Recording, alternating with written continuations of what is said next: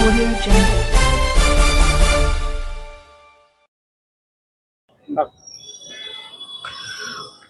माननीय जिल्हाधिकारी धाराशिव, माननीय पोलीस अधीक्षक धाराशिव आणि अकार्यक्षम मुख्याधिकारी नगर परिषद धाराशिव यांच्याकडे मी 3 वेळा लेखी निवेदन दिलेलं आहे पुराव्यासहित. आमच्या प्रभाग क्रमांक 4 मधील 2 नगरसेवक आहेत. या 2 नगरसेवकांनी त्यांचे नॉमिनेशन फॉर्म भरत असताना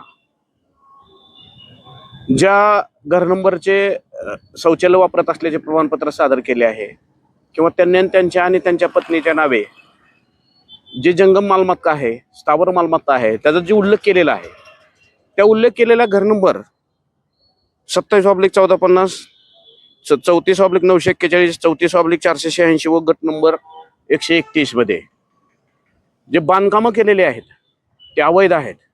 कारण नगरपालिकेकडे यांच्याकडे मी लीडसर माहिती अधिकारमध्ये माहिती मागितली असता नगरपालिकेकडे कुठल्याही प्रकारचे या घर नंबरचे किंवा गट नंबरमध्ये बांधकाम केलेले किंवा दुकानाचे कसलेही बांधकाम परवाने किंवा कंप्लिशन सर्टिफिकेट किंवा ऑक्युपन्सी सर्टिफिकेट, ज्या बांधकाम त्या प्लॉटचा कार्पेट एरिया आहे त्या कार्पेट एरियाप्रमाणेचे किंवा कुठलाही मंजूर नकाशा त्यांच्याकडे उपलब्ध नाही अशी मला माहिती दिली आहे.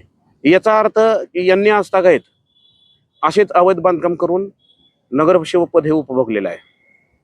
हे उपभोगत असताना नगर रचना अधिनियम ॲक्ट 1966, MRTP ॲक्ट या कायद्याखाली यापूर्वी सामान्य लोकांच्या घराच्या तक्रारी गेल्या असता सदर तक्रारीची नोटीस 7 दिवसात देऊन 8व्या दिवशी त्याचं म्हणणं खुलासा ऐकून न घेता 9व्या दिवशी त्यांच्यावर पोलीस स्टेशनमध्ये गुन्हे दाखल केलेले प्रकरण या धाराशिव उस्मानाबाद शहरामध्ये आपण पूर्वी ऐकलेले आहेत आणि तशी आमच्याकडे नोंद आहे.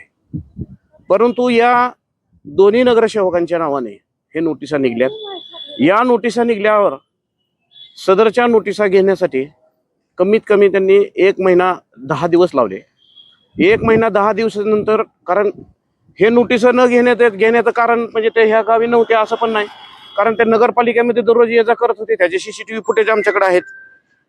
मग नगरपालिका प्रशासन त्यांना पाठीशी का घालत आहे, तर सत्तेत असलेली भाजप आणि हे भाजपचे असलेले नगरसेवक त्यांना वारंवार यातून वाचण्यासाठी संधी आणि वेळ देण्यासाठी त्यांनी नोटीस घेत नव्हते.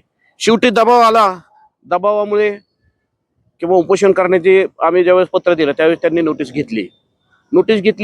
ती 13/7/2025 आणि त्याच्यानंतर त्यांना 7 दिवसाची मुदत. 7 दिवसाच्या मुदतीच्या दिवशी शेवटच्या दिवशी त्यांनी लेखी खुलासा दिला 20 तारखेला की आम्ही 20/7/2026 की आम्हाला 15 दिवस हे बांधकाम जुनं आहे आणि आम्हाला 15 दिवस याची लेखी खुलासा करण्यासाठी मुदत देण्यात यावी. 20 तारखेचे पुन्हा 5 तारखेला आम्ही काल गेला असता त्यांच्यात एकाने खुलासा दिला की बांधकाम जुनं आहे. 2009 काय जुनं आहे का? 2009 जुनं आहे. यांच्याकडे त्या घराचे त्या बांधकाम परवाने नाहीत, कंप्लिशन नाही, ऑक्युपन्सी नाही, कुठल्याही प्रकारचे कागदपत्र नाहीत. असतील तर नगरपालिकेकडे का नाहीत? त्याची नोंद टाउन प्लॅनिंगकडे का नाही? त्याची नोंद नगर परिषद नगर विकास प्रशासनाकडे नाही. अभिलेख तिथं नोंद घेतली असतात तिथं पण नाही. अभिलेखवाल्याने आम्हाला लिहून दिलंय किंवा नामांतरणवाल्याने लिहून दिलंय.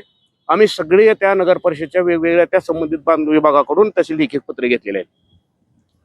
मग एवढे सगळे असताना नगर परिषदेने त्यांच्यावर आजतागायत कारवाई का केली नाही याचं आम्हाला उत्तर देणे अपेक्षित आहे.